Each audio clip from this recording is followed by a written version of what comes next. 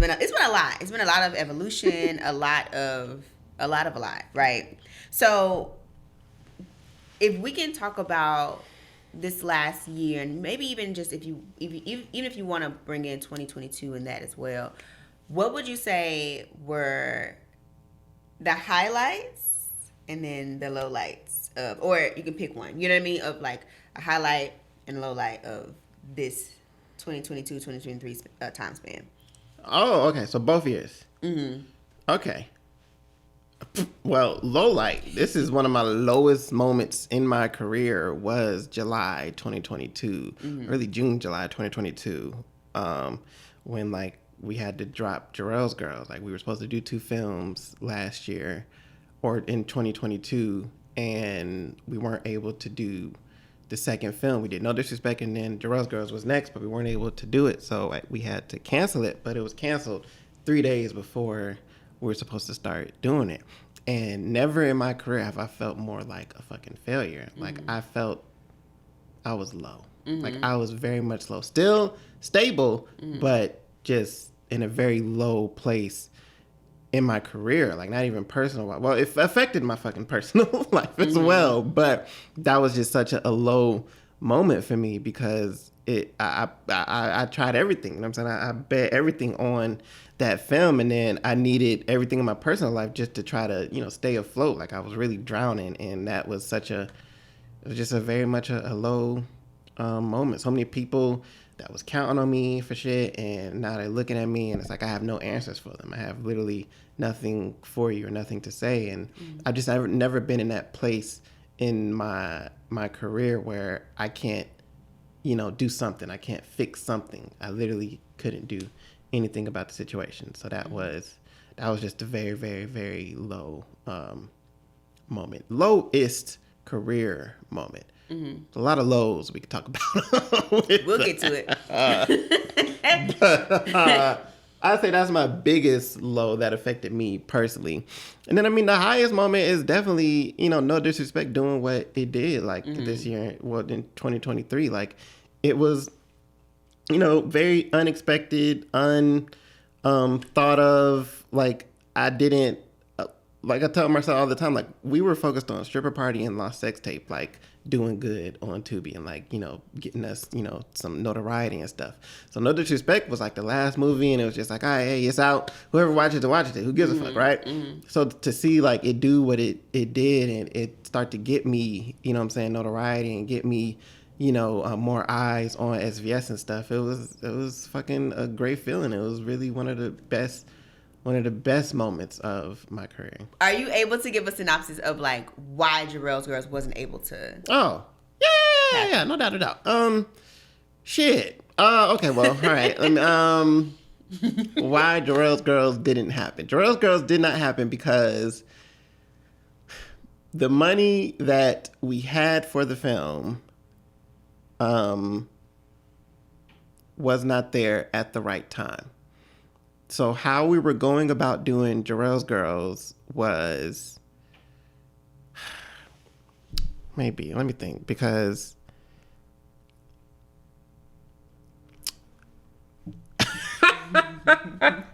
hey man, it ain't my fault. That's all I'm gonna say. Shit. It wasn't my fault what happened with Jarrell's Girls, but I was the face of it, so it's like I had to take all of the brunt of it and the burden and the responsibility of it. But essentially, yeah, it's like I don't want to put that person out there like that. So, but which as I'm thinking about it, because I know he would say something. He just like me, you know what I'm saying? But I'd rather just leave it to him to say it how he wants to say it. But essentially, the funding we have for Jarrell's Girls, it was gone.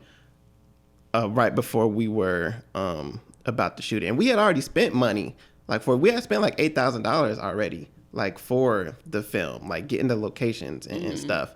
But, you know, the budget was so big, like that $8,000 wasn't really, you know, shit. So essentially, yeah, the rest of the money that we needed to pay the crew, you know what I'm saying, have food, the props, like all of that stuff, it was non-existent. So, yeah.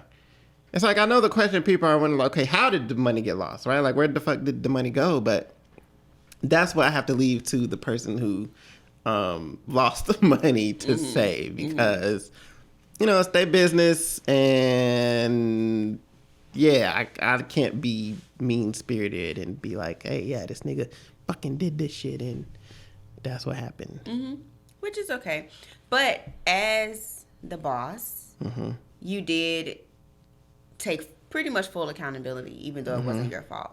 So how did you manage the people who were counting on that, right? Who were counting on being able to shoot Jarrell's Girls because they thought they was going to get this money. I know you had Ireland here. Yes. My God. Ireland is a DP who lives in Ireland, and Shannon, who also live in Ireland, and so they were flown down. Quick question before we get into that. Now, we in Atlanta. There are quite a few filmmakers, cinematographers, first ADs in Atlanta. You've been around for a while, which means you've made quite a few people. You have a lot of people in your network that you could talk to, right? Why did you fly someone all the way from Ireland to Atlanta to shoot No Disrespect? Great question, Peggy, and here's the motherfucking answer. So, a director and a DP relationship is very crucial to the success and outcome of the film.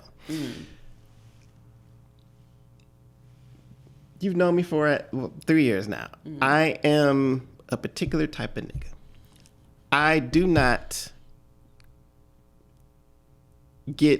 I don't want to say not get along, but you have to be a certain type of person to shoot for me. Like, it's not just even about your talent. It's about you, motherfucker. It's about your personality and stuff. And so when I met Ireland in 2017, and I mean, we instantly like hit it off. Like, we were instantly like good friends and stuff. Like, it wasn't even about necessarily his talent. I mean, thank God he's a great fucking DP, but like, just the friendship that we had was very good. Like, it was, you know what I'm saying? The sense of humor was the same, you know what I'm saying? Like, the stuff we talked about, our interests, like, all of that was very much helpful, and it helped me grow like so much. That Ireland was the first person who I allowed. Well, actually, I keep forgetting this nigga. Marcel was really the first person that I was wondering. I let film like something for me. Like, other than that, the first 7 years, like, I was the first person.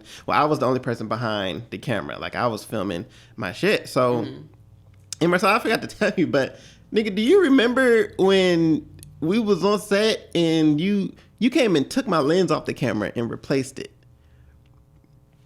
You don't remember that, right? No, this is the first day I allowed this nigga on set. He didn't say shit to me. He just came. I had the camera set up and stuff, and I remember being somewhere talking to an actor, and this nigga came over to my camera and took my lens off and then put another lens on there. But this is the mindset I have. I'm the boss, you know what I'm saying? I've always been the person behind the camera and shit, so it's, you know what I'm saying? I'm not used to another motherfucker touching my shit. So it's just the fact that you ain't even ask, nigga, you know what I'm saying? You ain't even motherfucking like, you say, it was though. Let me come fix this. No, but looking back at it, like the knowledge Ireland and Marcel had was, you know, it was so much more than me when it comes to like being a DP and shit. So yeah, my lens was fucked up. Like, my lens was broken. Like, it had like dots and shit all over it. So the lens he put on it, like, it was a better lens and stuff. It was just, you know, it took a moment for me to hey nigga, hey man, talk to you outside, motherfucker. Like, okay, you just gonna come here touching my shit? What you thought this was? So the same thing kind of happened with Ireland. When I first worked with Ireland, he was like fucking with my settings on the camera and shit. And I'm just like, hey man, what the fuck is you doing? You know what I'm saying? Look, but I know what I'm doing, you know what I'm saying? But I didn't. I didn't, you know what I'm saying? That was ego and pride and stuff. Like, they actually knew what the fuck they were doing and stuff. So the vibe that, you know what I'm saying, I have with both of them, the vibe I have, they're the only two people who've shot my fucking films. So the vibe that I have with them is more important to me than it is, yeah, you know what I'm saying, hiring somebody with all of this knowledge and experience and shit. And so Yes, I have been around a lot of DPs and stuff, but when you find that connection with somebody, it's like, if it makes sense, if you're able to do it, you know what I'm saying? I don't care how far away they are. If you can come for this time and you can come and do it, then yeah, please come and do it. I know how crucial that DP and director relationship is now. So I'm not too concerned about just using somebody locally. If I have that relationship with somebody, then I'll definitely make it happen. Okay. I was just wondering, because I remember I was on set, for no disrespect, and there were actually a few DPs on that set that weren't DPing. So I was just wondering why. Marcel included. He was on set. Yeah, no, he was. And he wasn't DPing. I think he was pulling focus, gripping. Yeah, he was the gaffer on That's it. what it was. Yeah. It's another one. Well, anyway, I was just wondering. All right. If, Hopefully I answered it. Yeah. But I'll also end with Ireland's really good. I mean, Marcel would agree. Like, Ireland's a really good fucking DP. That's not no shot at Marcel's like talent. It's just I don't like it. He had to. You know? Because he had to. Ireland is a long way away. He had to get somebody from kind of is, nigga. continents away to come. But that's not. Do you ever feel some type of way about that? At some point, but not really. I don't want to go to depth. No, you fine, bro. But it's also, Marcel. This isn't his. That's okay. Yeah. You know, Marcel isn't. This isn't his wheelhouse. Like, to be a filmmaker. Really? What? No. What's your? Huh? Hey. He's still figuring it out, to be honest. Wait, for real? Like, for real. Wait, so you not? Huh? You not really trying to be a filmmaker for real? No. Well, what you doing? What you doing? Like, you can make other stuff with cameras besides films. Okay, Like, but you want to like, be camera. You want to be. something in media, but Okay. movies ain't it. I'm gonna be honest. Like, Yeah, I like it that. would be like a side dream thing to do, but it ain't like something I'm pursuing. You know what I mean? So knowing that with Marcel, like, that was a part of, like, even getting him to do Social, because Marcel shot Social. I knew, like, what I was getting into. I knew this wasn't his wheelhouse and what he actually wanted to do. But at the time, I couldn't get Ireland, so it's like I needed the next best nigga. Wow. Needed the next best guy.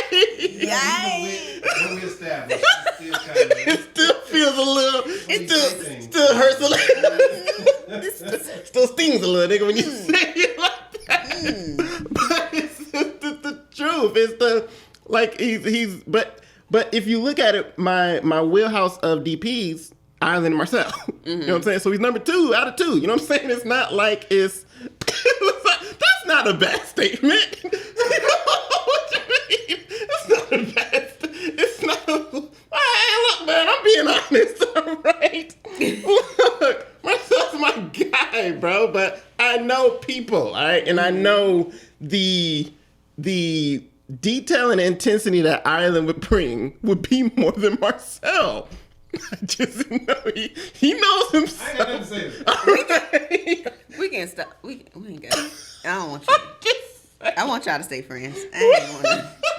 Hey man, You just I going know deeper and my deeper. friend. I like to explain and I'll make sure motherfuckers know I'm not being mean spirited. It's not like being mean. I know people. I know my people. I know my friends, and I know, what to expect with different people. And like I said, Ireland, this is his wheelhouse. Like, I know Ireland wants to be a DP. He wants to DP big films. He wants to do it all. Like, I thought he didn't even want to be a cameraman, but he wants to be the DP, like, that's actually working the camera as well, because a lot of DPs don't. They just hire a cameraman. So I know what I'm going to get with him. So that's another reason why, I just know it's worth flying him out. Interesting. Love you, man. I don't know why this feels fucking. I feel it. It's just the way you said it, and then her kind of turns the heat up a little. Just like, yeah, man. Literally in my house, nigga. You done call this man second best. He ain't got no attention to detail and intensity. He knows himself. All right, we could recalculate the set of social.